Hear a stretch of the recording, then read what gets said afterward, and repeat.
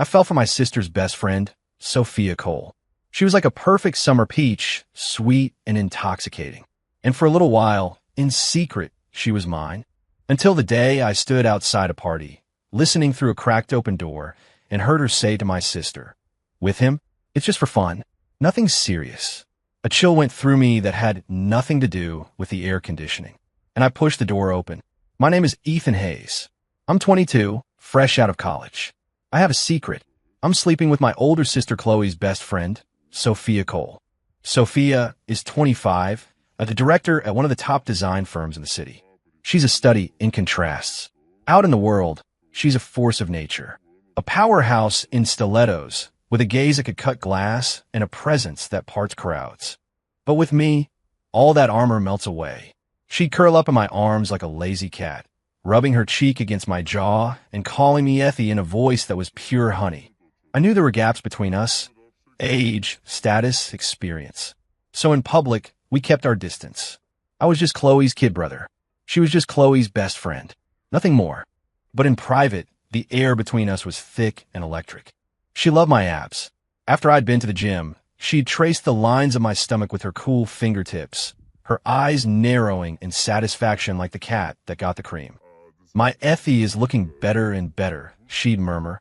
Then she'd stand on her toes and press a warm, possessive kiss to my throat. And I would get lost in the scent of gardenias that always clung to her skin, completely and utterly gone. I thought we were in love. I was already planning our future. Once I got my career off the ground, I was going to ask her to marry me, to turn her from my sister's best friend into my wife. Until today, it's my sister Chloe's birthday party, held at an exclusive private club in Manhattan. The place is buzzing, filled with the clinking of champagne glasses and the low hum of important conversations. As the brother of the birthday girl, I was running around, making sure everything was perfect. "Effie, can you go see if Sophia's here yet?" She just texted saying she was stuck in traffic, Chloe asked, gliding past me with a flute of champagne. I nodded, a little thrill running through me. Hearing her name felt like a secret between us, even when someone else said it. I walked to the entrance just as a cherry-red Porsche pulled up to the curb. Sophia stepped out. She was wearing a black slip dress that clung to every perfect curve, her pale skin glowing against the dark fabric. Her long hair was in soft waves, her lips painted a fiery red. The moment she appeared, she owned the sidewalk.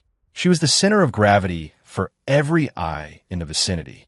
But her gaze cut straight through the crowd and landed on me. A slow smile spread across her face, a secret message only I could decipher. My heart skipped a beat.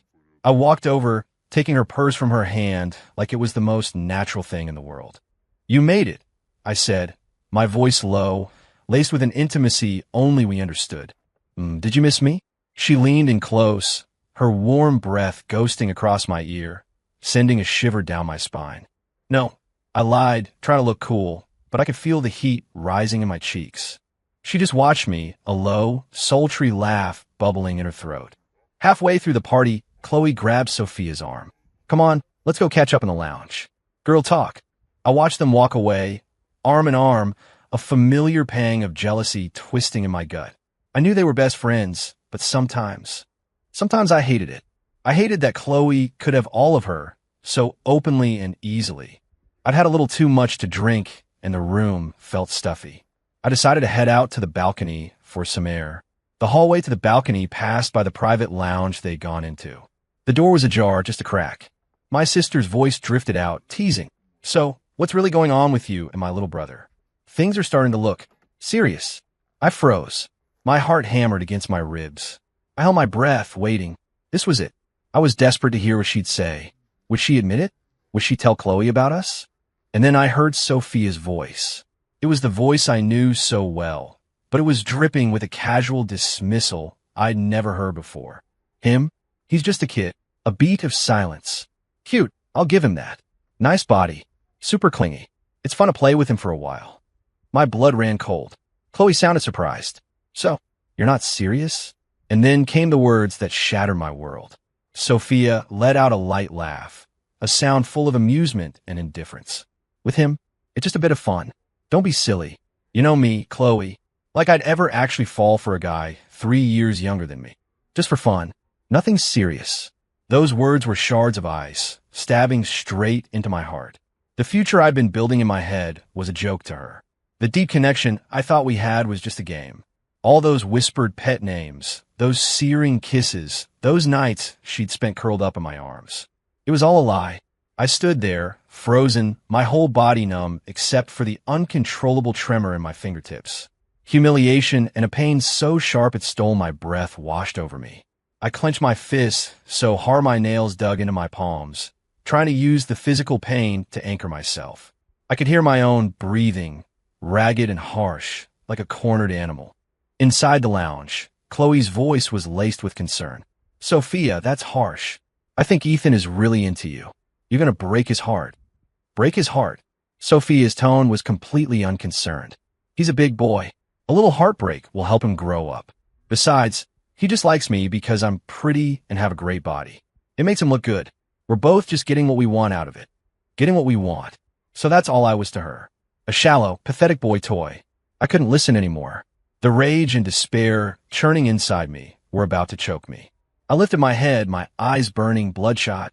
I walked to that half-open door, and with every ounce of strength I had, I shoved it open. Bang! The loud crack made both of them jump, their heads snapping in my direction. The door slammed against the interior wall with a heavy thud. There they were, Chloe and Sophia, sitting on a plush sofa.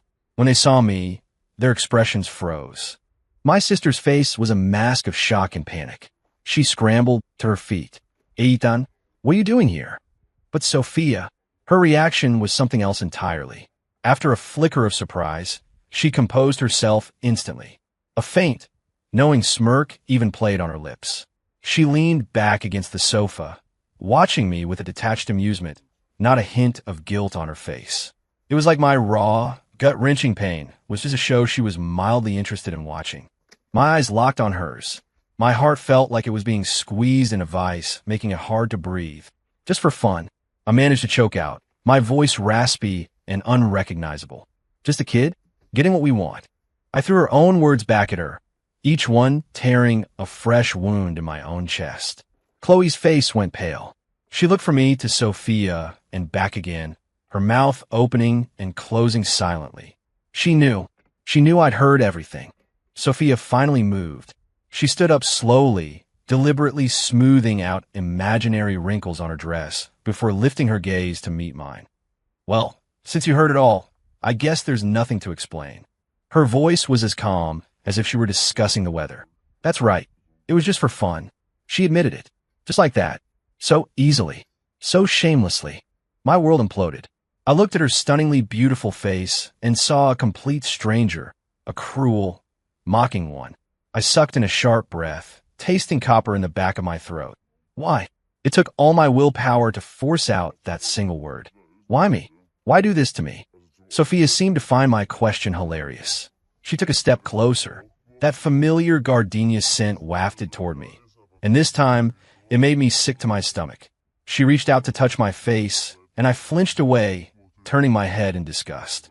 Her hand froze in midair, the smile on her face faltering for a second. "Ethan, you didn't actually think I would fall in love with you, did you?" She dropped her hand, crossing her arms as she looked me up and down with cold, clinical assessment. "What do you even have? Besides a young body and a halfway decent face, what else is there? Your career? Your future? Or that pathetic, worthless sincerity of yours?" Worthless. My heart, my sincerity. It was all worthless to her. I laughed. It was a broken, ugly sound. Tears welled up, blurring my vision. I saw my sister rush forward, grabbing Sophia's arm. "Sophia, stop it. How can you say that to him? Why can't I?" Sophia shook her off, her eyes still cutting into me like knives. "He's the one who's stupid enough to mistake a fling for the real thing. I'll admit it was fun. You're obedient, you're clingy, you know how to make me happy. You're like an adorable little puppy. But a puppy is just a puppy. When you get tired of playing with it, you get rid of it. A puppy. She called me a puppy.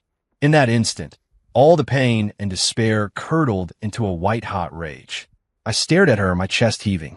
The treasure I had cherished and protected was nothing more than a disposable toy to her. My dignity was ground into dust at her feet. Sophia Cole.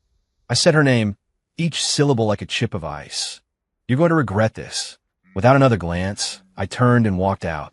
If I stayed a second longer, I was going to do something I couldn't take back. I heard Chloe crying out my name behind me, but I didn't turn around. I was a defeated soldier fleeing the battlefield, stripped of my armor, humiliated and broken. I walked through the glittering party, past all the laughter and music, but none of it touched me. My world had gone completely silent. I don't remember how I got home. I locked myself in my room and let the darkness swallow me whole. My phone buzzed relentlessly. Calls from Chloe, even a few from Sophia. I didn't answer. I just turned it off. I lay on my bed, staring at the ceiling. Her words echoed in my mind, a torturous loop. Just for fun, just a kid, getting what we want, like an adorable little puppy. Every word was a brand, searing itself onto my heart. I thought I'd found the person I would spend my life with. It turned out I was just a footnote, a punchline in hers. A hollow ache pulsed where my heart should be. I lifted a hand and slapped myself hard across the face. Ethan Hayes, you are an idiot. A complete and utter idiot. I don't know how much time passed. Eventually, the sun came up.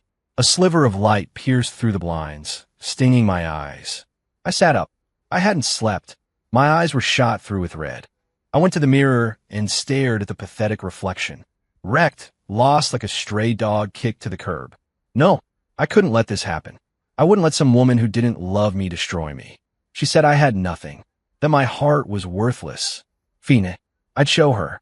Without her, Ethan Hayes would do just fine. Better than fine. 1,000 times better than she could ever imagine. I would make her regret every single word she said tonight. I would make her choke on her arrogance. A crazy idea began to form in my mind, hardening into a plan. I picked up my phone and turned it on. Ignoring the flood of notifications, I dialed a number I hadn't called in years. It was answered almost immediately. A powerful, aged voice came through the line. Ethan, you finally decided to call your grandfather. Grandpa, I said, taking a deep breath, my voice steadier and colder than it had been in years. I've made up my mind. I'm coming home. I'm ready to take over the family business. On the other end of the line, my grandfather, Arthur Hayes, the chairman of the Hayes Corporation, was silent for a long moment. I thought he was going to say no. I was the one who had insisted on leaving, on making on my own. I didn't want to live in the shadow of the Hayes name, to be written off as some trust fund kid coasting on his inheritance. I fought with my family over it. For the last 4 years of college, I hadn't taken a dime from them beyond my basic tuition. After graduation, I got an internship at a no-name company, making peanuts, living in a tiny studio apartment. I lived the most ordinary life I could. I thought it was what I wanted. But Sophia, she was a brutal wake-up call. In the real world, without power, your heart and your dignity are worthless. You're sure? My grandfather's voice asked, with a tremor I couldn't quite place. I'm sure. I said, my tone absolute. Good, he said, the single word landing with the weight of an anvil. Welcome back, the heir to the Hayes Corporation. When I hung up, the gaping hole Sophia had ripped in my chest felt like it was being filled with something else. Something cold and hard. Ambition. Love can betray you. Power and money can't. I went to my closet and pulled out all my cheap t-shirts and jeans, throwing them on the floor. In the very back was a suitcase. Inside were the bespoke suits my grandfather had commissioned from the world's top designers for my 18th birthday. I used to scoff at them. Now, they were my armor. I put one on, knotting the silk tie, and looked in the mirror. It was the same face, but the eyes were different. The naive kid from yesterday was gone. In his place was a man with ice in his veins and a hunger for success. From this day forward, the idealistic Ethan Hayes was dead. The sole heir to the Hayes Corporation was alive and well. I sent my resignation email to HR, grabbed the suitcase, and walked out of that tiny apartment without a backward glance. Downstairs, a black Rolls-Royce Phantom was waiting. Robert, the family driver, saw me and respectfully opened the rear door. Welcome home, Mr. Hayes. The car pulled smoothly away, heading for the family estate in Connecticut. I leaned back against the leather seat and closed my eyes. Sophia's condescending face floated in my mind. She thought I had nothing. I was about to show her exactly what I had. When I got home, my grandfather was waiting in his study. He looked at me, his old eyes shining with pride. It's good to have you back. It's good. There was no time for sentiment. We got straight to business. He pushed stacks of financial reports and project briefs for the Hayes Corporation across the massive mahogany desk. Get familiar with these. Tomorrow, I'm calling a board meeting to announce your return. For the next few days, I drowned myself in work. The Hayes Corporation was a sprawling empire, bigger than I'd ever imagined, with interests in real estate, finance, tech, and entertainment. I was a dry sponge, soaking up everything. All the finance and management theory I'd forced myself to learn to prove I could make it on my own was finally being put to the test. I pulled several all-nighters, devouring every file, and drafted my own analysis and strategic proposals for several key projects. When I placed a 50-page report on my grandfather's desk, his expression was a mixture of shock and admiration. "Well, I'll be damned," he said, clapping me on the shoulder. "Looks like you weren't just wasting your time out there after all." On the day of the board meeting, I walked into the conference room behind my grandfather, wearing a perfectly tailored Armani suit. When he announced that I would be taking over as CEO, effective immediately, the room erupted. These powerful men, titans of industry, were all staring at me with skepticism and doubt. They couldn't believe this kid who came from nowhere was being handed the keys to the kingdom. I didn't say a word. I just had my report distributed to every person at the table. The room fell silent, the only sound the rustle of paper. As they read, I watched their expressions shift from doubt to surprise and finally to respect. By the time I finished presenting my strategic vision for the company's future, the room was filled with thunderous applause. I had done it. I had shut them all up with sheer competence. On my first day as CEO, I made a decision. I was going to acquire a design firm, a firm called Aura Designs. Its director's name was Sophia Cole. My new assistant, David, placed a file for Aura Designs on my desk. "Mr. Hayes, here's the portfolio you requested. Aura is a rising star in the industry, very aggressive growth over the past 2 years. Their director, Sophia Cole, is especially talented. Multiple international awards." David paused. "However, it looks like they've recently run into some serious cash flow problems."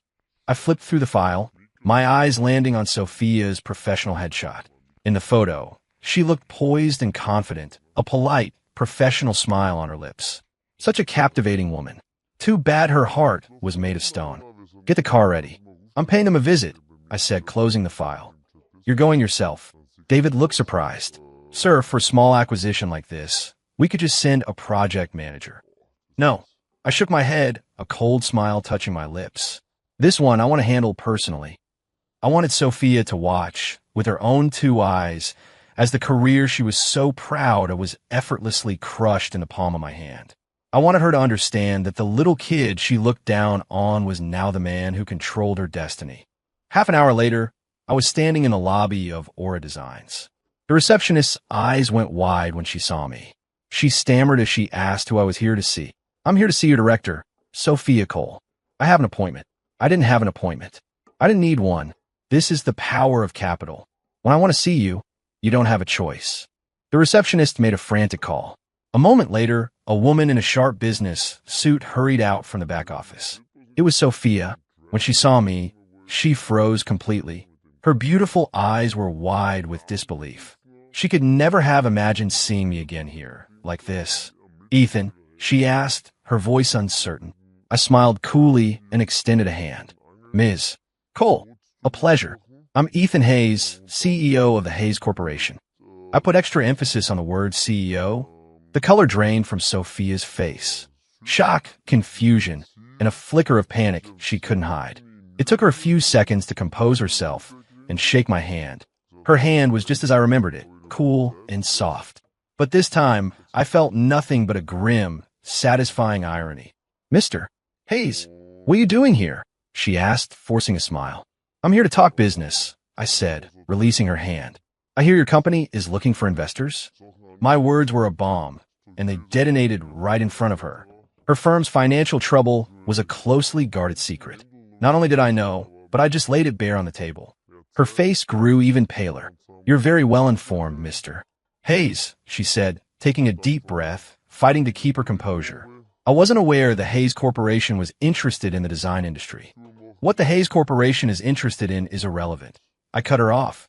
I leaned in, lowering my voice so only she could hear. What's important is what I'm interested in. And I'm very interested in acquiring your company. Sophia flinched as if I'd struck her. She looked up at me, her eyes filled with a horrified disbelief. And in their depths, I saw fear, I saw humiliation, and I saw regret. Was that all it took to break her? Don't worry. The show was just getting started. I straightened up, my expression once again cold and professional. Ms. Cole, why don't you show me to your office? I think we have a lot of details to discuss. I walked past her without waiting for an answer. She stood frozen for a moment, her expression a whirlwind of emotions. Finally, she clenched her jaw and followed me. I knew she had no other choice. Her office was exactly as I'd imagined. Minimalist, elegant, impeccable taste. Except for one detail.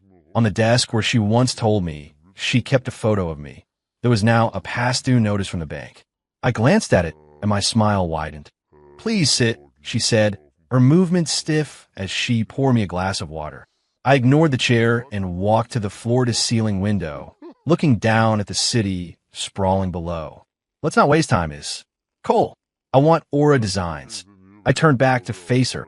I'm going to give you two options. 1. I acquire 51% of your company. I become the majority shareholder. You stay on and work for me. Or 2. I paused, walking slowly toward her. She backed away instinctively until her back hit the cold glass of the window. No escape. I placed a hand on the window next to her head, trapping her. We were inches apart. I could smell that familiar scent of gardenias. I leaned down, my lips close to her ear, and whispered in the same mocking, playful tone she had once used on me. Or, you could beg me. You could be a good little puppy, just like you said. And maybe, if you're very good, I'll consider only taking 49%. At the word puppy, a violent shudder ran through her. All the blood drained from her face, leaving it as white as paper. Those proud, confident eyes were now swimming with humiliation and pain. She stared at me, her lips trembling, but she couldn't form a single word. I savored her expression, a vicious thrill of revenge coursing through me. See, this is the man you look down on. And now he can crush your pride under his heel without a second thought. What's the matter? Check out your tongue. I smirked, my fingers lightly tracing her jawline. You were so talkative when you were humiliating me. What goes around comes around, Ms. Cole. Surely you understand that. Sophia squeezed her eyes shut, and a single tear escaped, tracing a path down her cheek. That tear felt like a drop of acid, searing my skin. For a split second, something sharp pierced my heart. But that flicker of weakness was instantly extinguished by the overwhelming force of my hatred. She can cry. What right does she have to cry? Did she ever stop to think that I might be in pain when she was treating me like a toy, trampling all over my heart? Save the crocodile tears. My voice was devoid of any warmth. They don't work on me. I pull my hand back, stepping away to put some distance between us. I'll give you 24 hours to think about it. I want an answer by this time tomorrow. Don't bother looking for other options. In this city, besides me, no one will touch your sinking ship. Without another look at her, I strode out of her office. Back in the car, Robert glanced at me in the rearview mirror. Sir, how did it go? Perfectly, I said, leaning back and closing my eyes. But all I could see was the image of Sophia's tear-streaked face. I thought seeing her in pain would make me happy. So why did I feel this gnawing irritation in the pit of my stomach? The next day, Sophia didn't call. Just before the end of the workday, David knocked on my door. Mr. Hayes, Ms. Sophia Cole is here to see you. She's waiting in the lobby. I raised an eyebrow. I wasn't surprised. Send her up. 5 minutes later, Sophia appeared at my office door. She'd changed out of her power suit and was wearing a simple white dress. No makeup. Her hair was pulled back loosely. Without her usual armor, she looked fragile and exhausted. She was holding a thermos. Ethan, she began, her voice hoarse. It's Mr. Hayes. I corrected her coldly. She stiffened, then gave a bitter smile. Mr. Hayes. She placed the thermos on my desk. I made you some soup. You're working so hard. You need to take care of yourself. I stared at the thermos, the irony thick enough to choke on. What was this? Was she trying to play the sympathy card? Ms. Cole, I think you're confused, I said, standing up and walking around the desk to face her. This is a business negotiation, not a soap opera. So take your cheap attempts at manipulation and get out. I'm not interested. My words were brutal, designed to wound. Sophia's face went white. She looked down, twisting the hem of her dress in her hands like a guilty child. I'm sorry, she whispered. I just wanted to.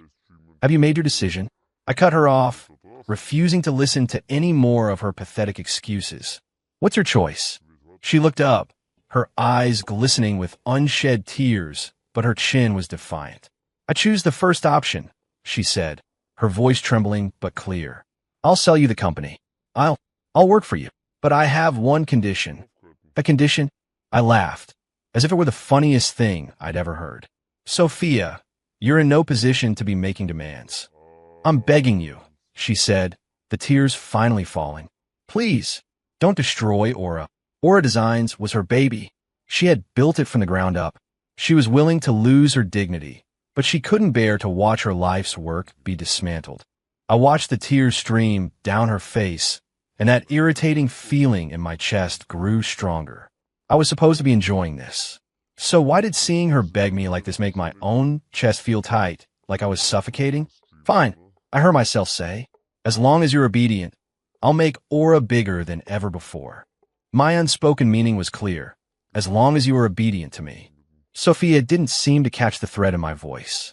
She just let out a shaky breath of relief, thanking me over and over. Thank you, Mr. Hayes, thank you. Don't thank me, I said, my gaze cold. From now on, you're just another one of my employees. And the first thing I want you to do is go back to your office and rip up that past due notice from the bank. No one who works for Ethan Hayes will be bothered by such trivial things. Then I turned and walked out of the office, leaving her behind. As the door closed, I could hear her muffled sobs. The acquisition of Aura Designs went smoothly. With the massive capital injection from the Hayes Corporation, Aura's financial crisis vanished overnight. We even landed several massive clients they could have only dreamed of before. The entire office was ecstatic. They all saw me as their savior. Only Sophia looked at me with a complicated mix of emotions. Gratitude, fear, and a deep, aching sadness I couldn't decipher. I became her boss. I could summon her at any time, day or night. I buried her in work, forcing her to work late into the night. I watched her stand before me, respectfully calling me Mr. Hayes. I watched her burn herself out on design proposals until her eyes were rimmed with red. I thought it would feel good, but every time I saw how exhausted she looked, a strange emotion I couldn't name would stir inside me. Was it pity? No, I told myself. She deserved this. One night, I was heading home from a business dinner when I drove past the office building. I saw a light on in the design department. On a strange impulse, I told Robert to stop the car. I walked through the empty, silent office. Only Sophia's glass-walled office was illuminated. I stopped at her door and saw her slumped over her desk, asleep. A cold cup of coffee sat beside her. I frowned and quietly pushed the door open. My footsteps were light, but she startled awake anyway. She looked up, saw me, and jumped her feet, flustered. And Mr. Hayes, what are you doing here? Just passing by, I said flatly, my eyes lingering on her tired face. Is the proposal finished? Almost. Just a little more to do, she mumbled, looking down her desk. I want it on my desk by morning, I said, turning to leave. I had to get out of there. If I stayed any longer, I might say something I shouldn't, like telling her to go home and get some rest. Ethan, not Mr. Hayes. Ethan. I stopped but didn't turn around. I'm sorry, she said, her voice thick with emotion, like she'd been crying for hours. I know you hate me. That night, I was wrong. I never should have said those things to hurt you. You can torture me. You can get your revenge. I'll take it all. But, she choked on a sob, please, don't erase the time we had together. Those days, I was sincere. I really did like you. I really did like you. The words hit me like a bullet. I spun around, my eyes boring into her. Like me? I sneered. Is your affection that cheap? You can say you like me with one breath, and tell someone else it's just for fun with the next. No. She shook her head frantically, tears streaming down her face like a broken dam. I had a reason for saying that. A reason? I stalked toward her, my gaze sharp enough to cut. Then tell me, What possible reason could you have for treating me like a joke? She looked at me, her lips trembling, struggling with some terrible secret. Finally, she just shook her head in agony. I can't tell you. Why not? I grabbed her wrist, my grip so tight I could feel the delicate bones beneath her skin. Sophia, are you still playing me for a fool? No. Ethan, please, you have to believe me, she cried out, the pain from my grip making fresh tears fall. How can I believe you? I roared. How am I supposed to believe a woman who does nothing but lie? Because I love you. The office fell completely silent. The only sound was the ragged sound of our breathing. I froze. I stared at her tear-ravaged face, which was filled with a desperate sincerity. She said she loved me. After everything I had done to her, after all the humiliation and revenge, she was telling me she loved me. How was that possible? This had to be another lie, another trick to make me soften. Yes, that's all it was. Love. I let go of her, taking a step back as a mocking laugh escaped my lips. Ms. Cole, your definition of love is truly pathetic. Do you really think I'd be stupid enough to fall for it again? I turned my back on her, giving her no chance to reply, and stormed out of the office. I ran. For the second time, I fled from her in a blind panic, because I realized in the moment I heard her say I love you, that my heart, which I thought was frozen solid, had started to thaw, and that terrified me. I was terrified of being sucked back into her web of lies, terrified of becoming that pathetic, laughable fool all over again. After that night, the atmosphere between us grew even stranger. I remained the cold, ruthless boss, burying her in impossible tasks, and she remained the long-suffering subordinate, silently enduring all of it. But the way she looked at me had changed. It wasn't just sadness and humiliation anymore. Now there was a stubborn, profound love that I refused to acknowledge. She stopped calling me Mr. Hayes.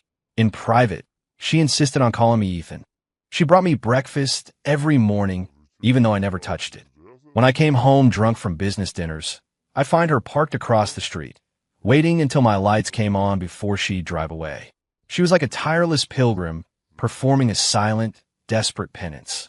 And I was her cold, silent God. I reveled in her devotion while despising myself for the weakness it stirred in me. My sister Chloe tried to talk to me several times. She pleaded on Sophia's behalf, saying she'd had too much to drink that night, that she was just talking nonsense. Ethan, Sophia isn't like that. The way she feels about you is. Chloe, I cut her off. Stop. What's between her and me is my business. But if you still consider me your brother, you'll stay out of it. My tone was final. Chloe left with a heavy sigh. The days bled into weeks in this strange, tense stalemate. I thought we would go on like this forever. Until the accident. That day, I had Sophia accompany me on a site visit to a new development. It was a major real estate project, the first big one I'd spearheaded since my return. The construction site was a chaotic whirl of roaring machinery and swirling dust. I was discussing details with the project manager when I heard a shout from above. I looked up. A pallet of steel rebar, stacked high on the scaffolding, was shifting, tipping precariously right over our heads. Everyone froze. My mind went blank. My feet felt like they were nailed to the ground. I couldn't move. I watched, mesmerized by horror, as the rebar began to fall. In that split second, a slender figure shot out from beside me. It was Sophia. She didn't even have time to scream my name. She just threw her entire body into me, shoving me out of the way with all her might. Crash! The heavy steel bars slammed into the ground. But Sophia, knocked off balance by the force of her push, hadn't been able to get clear. I heard a sickening thud and a pained cry, and then a shocking splash of red bloomed on the ground beneath her. Sophia! I scrambled to her side, my mind screaming. Her face was as white as a sheet, her forehead beaded with sweat. The blood was spreading fast, staining her white dress a terrifying crimson. Sophia, wake up. Don't you dare do this to me. My hands hovered over her, shaking, terrified to move her for fear of making it worse. Ethan. Her eyes fluttered open. She looked at me, and her lips pulled into a weak, pained smile. You're okay. That's good. And with that, Her head lolled to the side, and she passed out. Get an ambulance. Now, I roared, scooping her into my arms. In that instant, all the hate, all the revenge, all of it evaporated. There was only one thought in my head. She couldn't die. She absolutely could not die. Holding her limp, cooling body, a horrifying realization crashed over me. I had never let her go. My so-called revenge was just a twisted, pathetic way to keep her chained to my side. I still loved her. God help me, I loved her so much. The ambulance wailed as it sped toward the hospital. I never let go of her hand, whispering her name over and over. Sophia, you listen to me. You are not allowed to die. If you die, I will hunt you to the ends of the earth. Do you hear me? You still owe me. You don't get to leave. Tears streamed down my face, hot and unstoppable, splashing on her pale cheeks. I finally understood. Hate is just love that has been wounded too deeply. And I had lost this war from the very beginning. The red light above the operating room door was a malevolent eye staring down at me. Every second was an eternity of torture. I stood like a statue, my gaze fixed on that light, my mind replaying the moment the steel fell. If only I had reacted faster. If only I hadn't made her come with me. If only. An endless spiral of regret and fear chewed at my heart. Chloe arrived, her face pale with shock when she saw the bloodstains all over my suit. Ethan, what happened? Is Sophia? I just shook my head, my voice a raw whisper. I am sorry, Chloe.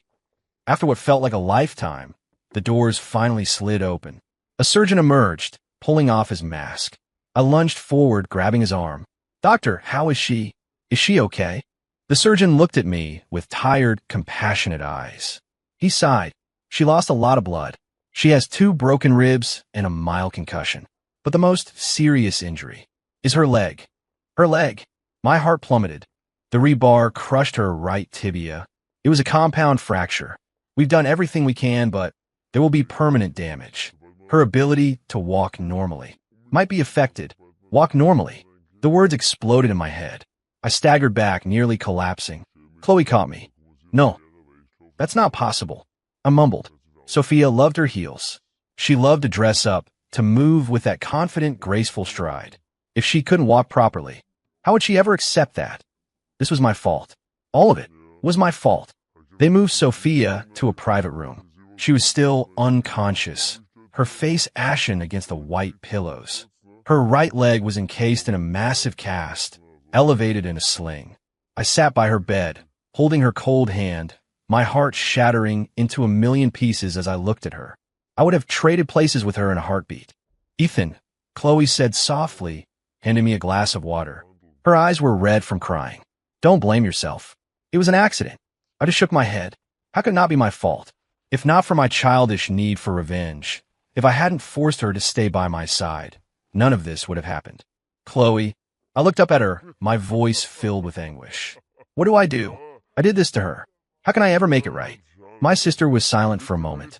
Then, she reached in her purse and pulled something out. A digital voice recorder. What's this? I asked. Listen to it, she said, her expression pained. This is my conversation with Sophia that night, after you left. I wasn't going to let you hear it. She made me promise not to tell you. But now, I think you need to know the truth. My hand trembled as I took it from her. I pressed play. First, I heard Chloe's tearful, angry voice. Sophia, how could you say those things? Do you have any idea how much you just hurt him? Then, Sophia's choked, heartbroken sobs. It was a long time before she could speak. Chloe, I'm so sorry. I didn't mean to. Then why did you say it? You know that's not how you feel. Because I'm not good enough for him. My heart seized in my chest. Not good enough? She thought she wasn't good enough for me? On the recording, Sophia's cries grew louder, more desperate.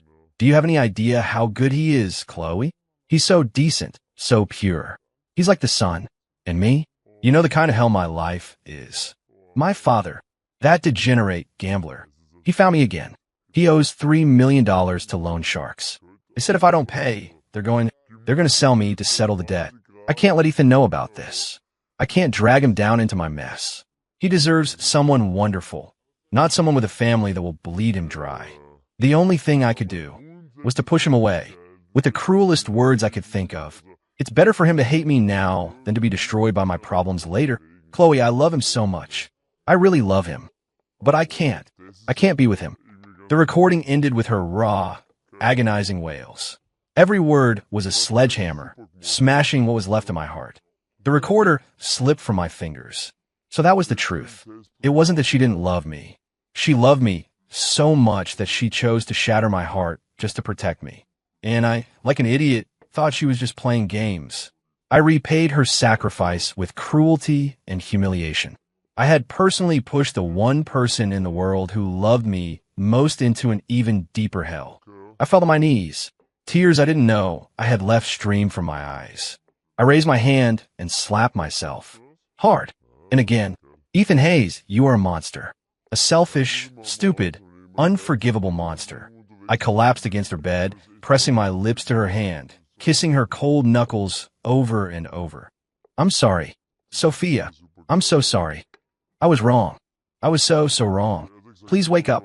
Wake up and scream at me. Hit me. Do whatever you want. Just please. Don't leave me. I sobbed like a child, all my pride and anger washed away by a tidal wave of guilt. While I was so busy nursing my wounded ego, she had been fighting a war all on her own, and I had been her enemy. Sophia woke up the next afternoon.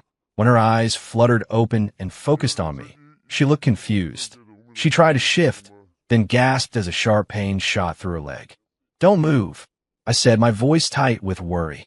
She looked down at the cast, then back at me, a dawning horror in her eyes. My leg. What happened to my leg? She whispered, her voice trembling. My heart broke, watching the fear on her face. I took a deep breath and held her hand, trying to keep my own voice steady as I told her what the doctor had said. There might be permanent damage. When I finished, the room was utterly silent. I watched the light in her eyes go out. She didn't cry. She didn't scream. She just stared at the ceiling, her face a blank mask. I knew how devastating this was for her. Sophia, I whispered her name. She slowly turned her head to look at me, her eyes terrifyingly empty. Ethan, she said, her voice flat, devoid of all emotion. We're done. What did you say? My chest tightened. I said, we're done. She repeated, her tone weary but final. You see what I am now? I'm a cripple. I'm definitely not good enough for you anymore. You said it was just for fun, right? Well, the game's over. No. The word tore from my throat. I grabbed her shoulders, my own emotions spiraling out of control. Sophia Cole, you listen to me. I don't care what happens to you. I don't care if you can't walk. I don't care what you look like. I chose you, and that's final. I love you. Do you hear me? I love you. I finally said it. After all this, I could finally admit it to her and to myself. Sophia stared at me, her eyes slowly filling with tears. What? What did you say? I said I love you. I pressed my forehead against hers, my own tears falling onto her cheeks. I'm sorry, Sophia. I'm so sorry. I misunderstood everything. I hurt you. I'm a monster. I heard the recording. I know everything. You idiot. Why didn't you just tell me? Why did you try to carry it all by yourself? My confession broke the dam. She began to sob, pounding her fists weakly against my chest. Why did you have to listen to it? I never wanted you to know.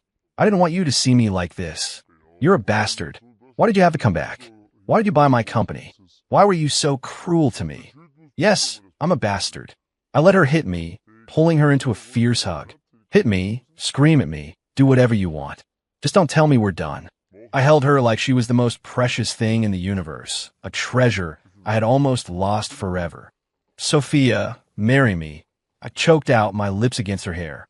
Let me spend the rest of my life taking care of you, making it up to you. Her sobs slowly subsided. She pulled back, looking up at me with tear-filled eyes. Ethan, are you serious? I've never been more serious about anything in my life, I said, looking her straight in the eye. I reached into my pocket and pulled out a small velvet box. I'd had the ring made the day I decided to come home. My plan had been to propose when I was strong enough to protect her from anything. I never imagined it would be like this. I opened the box. A diamond glittered inside. Sophia Cole, will you marry this complete bastard and let him spend a lifetime atoning for his sins? She looked from the ring to my face, and a fresh wave of tears came. But this time they were tears of joy. She held out her left hand and nodded. unable to speak through her sobs. Yes. With a trembling hand, I slid the ring on her finger. It was a perfect fit. I leaned down and kissed her. It wasn't a kiss of passion, but one of profound relief, of second chances, of a love that had been to hell and back. The afternoon sun streamed through the window, bathing us in its warm light. I knew, in that moment, that we would never be apart again. For the rest of my life, I would love her, protect her, and make her the happiest woman in the world. End.